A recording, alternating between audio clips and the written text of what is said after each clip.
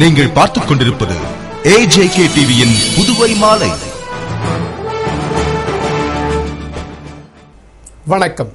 முதுமை காலங்களில் நிம்மதியாக வாழ்ந்திட அஞ்சல் துறை மூலம் சிறு சேமிப்பை துவங்க வேண்டும் என்று உலக சிக்கன நாள் விழாவில் முதலமைச்சர் திரு ரங்கசாமி பேசியுள்ளார்.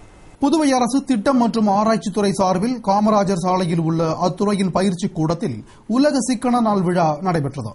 விழாவிற்கு இயக்குநர் முனைவர் கனகசபை அனைவரையும் வரவேற்றார். அஞ்சலக முதுநிலை கண்காணிப்பாளர் இன்பழகன் வாழ்த்துரை வழங்கினார். விழாவில் முதலமைச்சர் திரு ரங்கசாமி சிறப்பு விருந்தினராக கலந்து கொண்டு சிறப்புரையாற்றினார். அப்போது அவர் உலகம் முழுவதும் அக்டோபர் 31ஆம் தேதி உலக சிக்கன நாள் கொண்டாடப்படுகிறது. எனினும் நமது நாட்டில் நாளை மறைந்த பாரத பிரதமர் இந்திரா காந்தியின் நினைவு தினம் கடைபிடிக்கப்படுவதால் இன்று உலக சிக்கன நாள் விழா கொண்டாடப்படுகிறது. இந்த நாளில் நாட்டில் உள்ள மக்கள் சிறு சேமிப்பின் அவசியத்தினை உணர வேண்டும். நாம் சம்பாதிக்கும் ஒரு பகுதியை சேமித்து வைத்தால் அது நமக்கு பிற்காலத்தில் உதவும். எனவே சிறு சேமிப்பை துவங்குவோர் அஞ்சல் துறை மூலம் துவங்க வேண்டும். மேலும் அரசு வங்கிகள் மூலமாகவும் சேமிப்பை துவங்க வேண்டும். அப்போதுதான் முதுமை காலத்தில் நிம்மதியாக வாழ முடியும் என்று பேசினார். அதனைத் தொடர்ந்து நடைபெற்ற விழாவில் வணிக வரித்துறை, பொதுப்பணித்துறை, சுகாதாரத்துறை, கல்வித்துறை உள்ளிட்ட துறைகளுக்கு முதல்வர் விருதுகளை வழங்கி பாராட்டினார். மேலும் அனைத்து துறைகளை சார்ந்தவர்களுக்கும் சான்றிதழ்களை அவர் வழங்கினார். விழாவில் அரசு அதிகாரிகள் மற்றும் பல்வேறு துறைகளில் சிறந்து விளங்கியவர்கள் என 100க்கும் மேற்பட்டோர் கலந்து கொண்டனர். நிறைவாக இயக்குநர் கனகசபை நன்றி கூறினார். புதுவை முதல்வர் ரங்கசாமி வீட்டு அருகே காரில் சென்ற என்ஆர் காங்கிரஸ் பிரமுகர் சரமாரியாக வெட்டி படுகொலை செய்யப்பட்டார். இது தொடர்பாக முதல்வரின் ஆதரவாளர்களை போலீசார் தேடி வருகின்றனர். புதுவை முத்திரையர்பாளையத்தைச் சேர்ந்த ரவுடி ஆறுமுகம் என்ற நொண்டி ஆறுமுகம் என்ற என்ஆர் காங்கிரஸ் பிரமுகருக்கும் என்ஆர் பாசறை தலைவருமான வேலாயுதம் என்பவருக்கும் இடையே தகராறு இருந்து வந்தது. இதில் வேலாயுதம் தரப்பினர் முதல்வர் முன்னிலையிலேயே நொண்டி ஆறுமுகத்தை கடந்த மாதம் தாக்கியதாக கூறப்படுகிறது. இதனிடையே வேலாயுதத்தை கொலை செய்ய ஆறுமுகம் முடிவு செய்ததாகவும், தன்னை கொலை செய்வதற்கு முன் ஆறுமுகத்தை கொலை செய்ய திட்டமிட்டதாகவும், இதனை அறிந்த காவல்துறையினர் இரு தரப்பினரையும் அழைத்து கண்டித்ததாகவும் தெரிகிறது.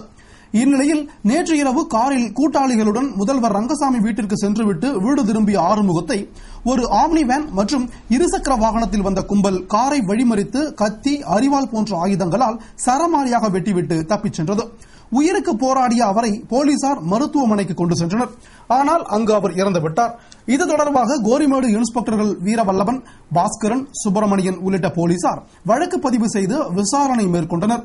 மேலும் வேலாயுதம் பேரில் ஏற்பட்ட சந்தேகத்தின் அடிப்படையில் வேலாயுதத்தை தேடிச் சென்ற போது அவர் கொலை கும்பலுடன் தப்பிச் சென்றது தெரியவந்தது. பின்னர் கொலையாளிகள் விட்டுச் சென்ற வேன், இருசக்கர வாகனத்தை போலீசார் கைப்பற்றினர். மேலும் அசம்பாவிதங்கள் நடக்காமல் இருக்க கமாண்டோ படையினர் விடிய விடிய பாதுகாப்பு பணியில் ஈடுபடுத்தப்பட்டனர். முதல்வரின் வீட்டருகே நடந்த இந்த கொலை புதுவை அரசியலில் பெரும் பரபரப்பை ஏற்படுத்தியுள்ளது. மேலும் தொடர் கொலையால் பொதுமக்கள் மத்தியில் பீதியை உண்டாக்கியுள்ளது. புதுவையில் நேற்று நடைபெற்ற கொலை வழக்கினை சிபிஐ விசாரணைக்கு மாற்ற வேண்டும் என்று எதிர்க்கட்சித் தலைவர் திரு வைத்தியலிங்கம் வலியுறுத்தியுள்ளார். புதுவை முன்னாள் முதலமைச்சரும் எதிர்க்கட்சித் தலைவருமான திரு வைத்தியலிங்கம் இன்று தனது வீட்டில் செய்தியாளர்களை சந்தித்தார். அப்போது அவர் கூறுகையில், புதுவையில் சட்டம் ஒழுங்கு சீர்குலைந்துள்ளது. நேற்று புதுவையின் தற்போதைய முதலமைச்சர் திரு ரங்கசாமியின் வீட்டின் அருகே கொடூரமான முறையில் ஆறுமுகம் என்பவர் கொலை செய்யப்பட்டார். இதற்கு முன்னதாக கொலை செய்யப்பட்ட ஆறுமுகத்திற்கும் அவருக்கு எதிராக செயல்பட்ட மற்றொரு பிரிவினருக்கும் இடையே முதலமைச்சர் ரங்கசாமி கண்முன்னே தகராறு ஏற்பட்டு ஆறுமுகத்திற்கு தலையில் பலத்த காயம் ஏற்பட்டது. இதன் காரணமாக அப்பல்லோ மருத்துவமனையில் ஆறுமுகம் அனுமதிக்கப்பட்டு சிகிச்சை பெற்று வீடு திரும்பினார். இந்நிலையில்தான் முன்விரோதம் காரணமாக அவர் முதலமைச்சர் திரு ரங்கசாமி வீட்டின் அருகே கொலை செய்யப்பட்டார் என்பதை நினைத்தால் வேதனையாக உள்ளது. இரு தரப்பினருக்கும் இடையே தகராறு வரும்போதே அவர்களை சமாதானப்படுத்தி இருந்தால் இந்த கொலை நடந்திருக்காது. ஆனால் அதனை திரு ரங்கசாமி செய்யவில்லை. மேலும் கொலை நடந்த இடத்தினை கூட அவர் சென்று பார்க்கவில்லை. புதுவையில் நாளுக்கு நாள் சட்டம் ஒழுங்கு சீர்குலைந்து கொலை எண்ணிக்கை கூடிக்கொண்டே போகிறது.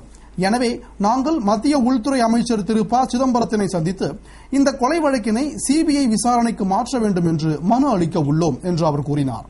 பேட்டியின் போது முன்னாள் அமைச்சர் திரு கந்தசாமி, முன்னாள் சட்டமன்ற உறுப்பினர் திரு ஜெயமூர்த்தி, கதிர்காமம் வட்டார காங்கிரஸ் தலைவரும் இந்திரா நகர் தொகுதி பொறுப்பாளருமான திரு AKD ஆறுமுகம் ஆகியோர் உடனிருந்தனர். புதுவையில் சட்டம் ஒழுங்கு மிக மோசமான நிலையில் இருக்கின்றது என்பது எல்லா மக்களும் உணர்ந்த நிலை ஏற்பட்டிருக்கின்றது. ஏனென்றால் முதலமைச்சருடைய வீட்டிற்கு அருகிலேயே புதிதாக தேர்ந்தெடுக்கப்பட்டிருக்கக்கூடிய சட்டமன்ற உறுப்பினருடைய வீட்டிற்கு எதிரிலேயே ஒரு கொலை செய்யப்பட்டிருக்கின்றது. அந்த நபர் நொண்டி ஆறுமுகம் என்று சொல்லக்கூடிய அந்த நபரை கொலை செய்திருக்கின்றார்கள். இது எந்த அளவிற்கு சட்டம் ஒழுங்கு மோசமான நிலை என்பதற்கு இதுவே ஒரு உதாரணம் என்று சொல்லலாம். இந்த மோசமான நிலை இருப்பதற்கு காரணமே முதலமைச்சர் தன்னுடைய கடமையை சரியாக செய்யாத ஒரு காரணம்தான் என்று சொல்ல வேண்டும். ஒரு மாதத்திற்கு முன்பாகவே முதலமைச்சருடைய முன்னிலையிலேயே இந்த நபருக்கும் மற்றவர்களுக்கும் சண்டையிட்டு அதிலே மண்டை உடைந்து அப்பல்லோ மருத்துவமனையிலே சேர்க்கப்பட்டிருந்தார். அப்பொழுது கூட முதலமைச்சர் அவர்களை அழைத்து பேசி சமாதானம் செய்திருக்க முடியும். ஆனால் அதையும் செய்யவில்லை. இன்றைய தினம் அவருடைய வீட்டிற்கு வந்து வெளியிலே வருகின்ற நேரத்தில் இந்த கொலை நடந்திருக்கின்றது என்று சொன்னால் அதிலேயும் தன்னுடைய நிலையை தவறிவிட்டார் என்பதைத்தான் இந்த நேரத்தில் கூற விரும்புகின்றேன். ஆகவே முதலமைச்சர் மீதும் காவல்துறையின் மீதும் நம்பிக்கை இழந்து நாங்கள் இதை மத்திய அரசாங்கத்திற்கு, அதுவும் உள்துறை அமைச்சர் அவரிடத்திலிருந்து நாங்கள் எங்களுடைய விண்ணப்பத்தை அனுப்ப இருக்கின்றோம். சுனாமிக்கு பிறகு மக்களின் வாழ்க்கை தரம் எப்படி இருக்கிறது என்று ஆய்வு செய்ய மத்திய ஊரக வளர்ச்சித்துறை மூலம் 9 நாடுகளைச் சேர்ந்த அதிகாரிகள் புதுவை வந்துள்ளனர். மத்திய ஊரக வளர்ச்சித்துறை மூலம் Uganda, South Africa, Rwanda, Mozambique, Kazakhstan, Botswana உள்ளிட்ட 9 நாடுகளைச் சேர்ந்த 9 அதிகாரிகள் புதுவை வந்தனர். பின்னர் தாசில்தார் ரமேஷ் தலைமையில் சுனாமியால் பாதிக்கப்பட்ட பகுதிகளை அவர்கள் பார்வையிட்டனர். அதனைத் தொடர்ந்து சுனாமிக்கு பிறகு கடலோர வாழ் மக்கள் வாழ்வாதாரம் எப்படி உள்ளது என்றும் அவர்களுக்காக கட்டிக் கொடுக்கப்பட்ட சுனாமி குடியிருப்புகள் எப்படி உள்ளன என்றும் அவர்கள் ஆய்வு செய்தனர். மேலும் மீனவ மக்களிடம் குறைகளை கேட்டறிந்தனர். அப்போது அரசு சார்பில் தங்களுக்கு சுனாமி குடியிருப்புகள் கட்டித்தரப்பட்டன என்றும் சுனாமிக்கு பிறகு எங்களது வாழ்க்கை தரம் சீராக உள்ளதாகவும் மீனவ மக்கள் கூறினார்கள். ஆய்வு செய்ய வந்த அதிகாரிகள் குறிச்சிக்குப்பம், வைத்திக்குப்பம் உள்ளிட்ட மீனவ கிராம பகுதிகளை பார்வையிட்டு பின்னர் அவர்களது நிறை குறைகளை கேட்டு அதனை மத்திய அரசிடம் கூறுவார்கள். நிகழ்ச்சியின் போது தாசில்தார் கந்தசாமி, வருவாய்த்துறை ஆய்வாளர்கள் ரவிச்சந்திரன், செந்தில், கிராம நிர்வாக அதிகாரிகள் ராவ், நக்கீரன் ஆகியோர் உடனிருந்தனர். புதுவையில் ஓட்டுநர் உரிமம் பெற போலி சான்றிதழ் தயாரித்து கொடுத்ததாக தலைமை ஆசிரியர் உட்பட 3 பேர் சிபிசிஐடி போலீசாரால் கைது செய்யப்பட்டனர். புதுவை உருளையன்பேட்டையைச் சேர்ந்த பாக்கியராஜ் என்பவர் ஓட்டுநர் உரிமம் பெற விண்ணப்பித்ததை அடுத்து அவரது சான்றிதழை சரிபார்த்த போக்குவரத்து துறை அதிகாரி ரமேஷ் போலி சான்றிதழ் இணைத்திருப்பதை கண்டுபிடித்தார்.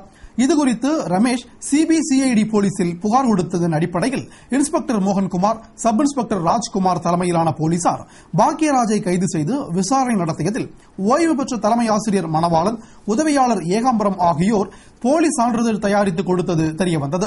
இதையடுத்து போலீசார் அவர்கள் இருவரையும் கைது செய்து அவர்கள் வீட்டில் இருந்த பல்வேறு போலி சான்றிதழ்களை பறிமுதல் செய்தனர். பின்னர் மூவரையும் நீதிமன்றத்தில் ஆஜர்படுத்தி சிறையில் அடைத்தனர். புதுவை அரசு தனது நிலையிலிருந்து தவறிவிட்டதாக முன்னாள் முதல்வர் வைத்தியலிங்கம் குற்றம் சாட்டியுள்ளார். புதுவை குயவர்பாளையத்தைச் சேர்ந்த பாசிக் நிறுவன ஊழியர் சிவபிரகாசம் நேற்று திடீர் மரணமடைந்தார். அவரது உடலுக்கு மாநில காங்கிரஸ் கமிட்டி தலைவர் ஏவி சுப்பிரமணியன், முன்னாள் முதல்வரும் எதிர்க்கட்சித் தலைவருமான வைத்தியலிங்கம், முன்னாள் அமைச்சர் கந்தசாமி, வட்டார காங்கிரஸ் தலைவர் ஏகேடி ஆறுமுகம், முன்னாள் சட்டமன்ற உறுப்பினர் ஜெயமூர்த்தி உள்ளிட்டோர் நேரில் சென்று அஞ்சலி செலுத்தி இறந்தவர் குடும்பத்திற்கு ஆறுதல் கூறினர். பின்னர் செய்தியாளர்களிடம் முன்னாள் முதல்வர் வைத்தியலிங்கம் கூறுகையில், பாசிக் ஊழியரான சிவபிரகாசத்திற்கு 5 மாதமாக சம்பளம் வழங்கப்படாததால் நோய்க்கு கூட செலவு செய்ய பணம் இல்லாமல், மகனை படிக்க வைக்க பணம் இல்லாமல் விரக்தி அடைந்த நிலையில் உடல்நலம் குன்றி அவர் இறந்துவிட்டார். இச்சம்பவம் அரசு தனது நிலையிலிருந்து தவறிவிட்டதை காட்டுகிறது என்றும் இறந்தவரின் குடும்பத்திற்கு 5 லட்சம் ரூபாய் நிவாரணம் வழங்க வேண்டும் மற்றும் இறந்தவரின் வாரிசுக்கு உடனடியாக வேலை வழங்க வேண்டும் என்று அவர் கூறினார். புதுவை ஏம்பலம் தொகுதிக்குட்பட்ட மழைநீரால் பாதிக்கப்பட்ட பகுதிகளை அமைச்சர் ராஜவேலு பார்வையிட்டு மழைநீரை வெளியேற்ற உடனடி நடவடிக்கைகளை மேற்கொண்டார். புதுவையில் பெய்து வரும் தொடர் மழையால் பல்வேறு இடங்களில் மழைநீர் வீடுகளுக்குள் புகுந்து வெள்ளம் போல் சூழ்ந்து நிற்கிறது. அதுபோன்று ஏம்பலம் தொகுதியில் மழைநீரால் பாதிக்கப்பட்ட கிருமாம்பாக்கம், பிள்ளையார்குப்பம், வள்ளுவர்மேடு, கம்பளிக்காரன் குப்பம், நத்தமேடு போன்ற பகுதிகளை அமைச்சர் ராஜவேலு நேரில் சென்று பார்வையிட்டார். அப்போது வள்ளுவர்மேடு பகுதி மக்கள் தங்களுக்கு மனைப்பட்டா வேண்டும் என்று மனு கொடுத்தனர். மேலும் மக்களின் சிரமத்தை கண்டு மழைநீரை உடனடியாக வெளியேற்ற நடவடிக்கையை அவர் மேற்கொண்டார்.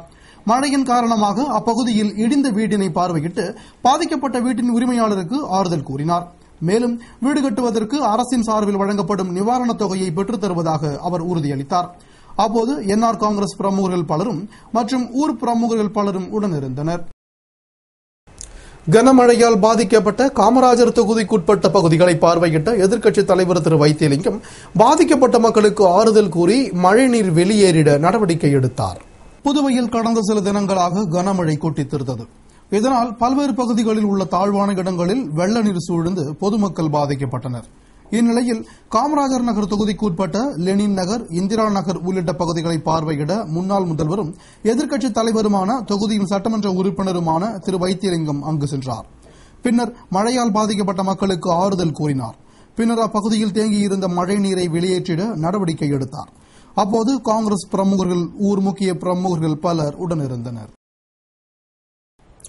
அகில இந்திய தொழிற்சங்க மைய கவுன்சில் சார்பில் சாரம் அன்னை வரவேற்பு இல்லத்தில் தொழிலாளர் உரிமை கருத்தரங்கம் நடைபெற்றது. புதுவை சாரம் அன்னை வரவேற்பு இல்லத்தில் அகில இந்திய தொழிற்சங்க மைய கவுன்சில் சார்பில் தொழிலாளர் உரிமை கருத்தரங்கம் நடைபெற்றது. நிகழ்ச்சிக்கு மாநில செயலாளர் மோத்திலால் தலைமையில் கவுன்சில் நிர்வாகிகள் முன்னிலையில் தமிழ்நாடு மாநில துணை பொதுச் செயலாளர் குமார், மாநில தலைவர் பாலசுப்ரமணியன், மாநில துணைத் தலைவர் சங்கரன், நகர கமிட்டி செயலாளர் செல்வம், காரைக்கால் மாவட்ட அமைப்பாளர் ஜெயபால், ஜனநாயக கட்டுமான தொழிலாளர் சங்க பொதுச் செயலாளர் அக்பர் ஆகியோர் கருத்துரை வழங்கினர். கருத்தரங்கில் தனியார் மயம், ஒப்பந்த தொழிலாளர் முறையை தடுப்பது, உயரும் உணவுப் பொருட்களின் விலையை கட்டுப்படுத்துவது, மேம்பட்ட கூலி, நிரந்தர பாதுகாப்பான வேலை, சங்க உரிமை குறித்து விவாதிக்கப்பட்டது. மற்றும் நவம்பர் 11ஆம் தேதி சத்தீஸ்கர் மாநிலம் பிலாய் நகரில் நடைபெற உள்ள 8வது மாநாடு குறித்தும் பேசப்பட்டது. இத்துடன் செய்திகள் நிறைவடைந்தன. வணக்கம்.